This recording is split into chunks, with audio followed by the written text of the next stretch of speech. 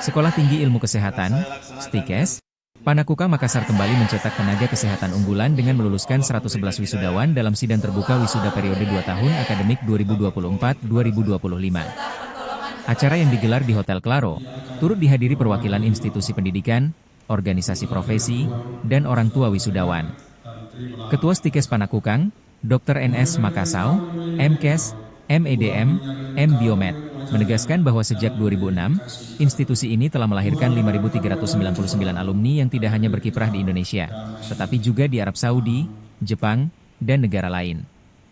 Ini bukti komitmen kami pada pendidikan kesehatan berorientasi global, ujarnya. Dari 111 wisudawan, mayoritas berasal dari program studi profesi nurse, 64 orang, dengan tingkat kelulusan UKOM mencapai 88,5%.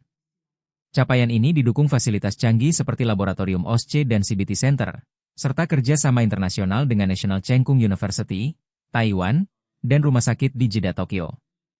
Melalui program MBKM, mahasiswa juga berkesempatan magang di RS Surya Husada Bali dan riset kolaboratif dengan dosen menggunakan hibah Kemdikbudristek. Kami ingin lulusan kami siap bersaing di kancah global, tambah Makassau. 3 wisudawan profesi nurse mencuri perhatian dengan IPK sempurna 4,0. Atika Hasri Putri, Reski Awalia, dan Wigia Irdianto Tangdiombo.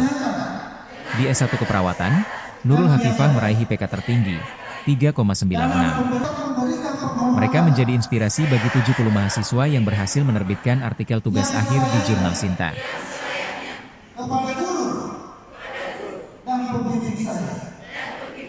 Download Tribun X sekarang, menghadirkan lokal menjadi Indonesia.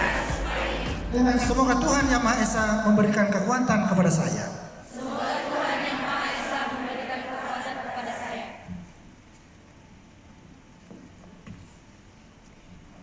Pengukuhan bagi wisudawan ahli media keperawatan dan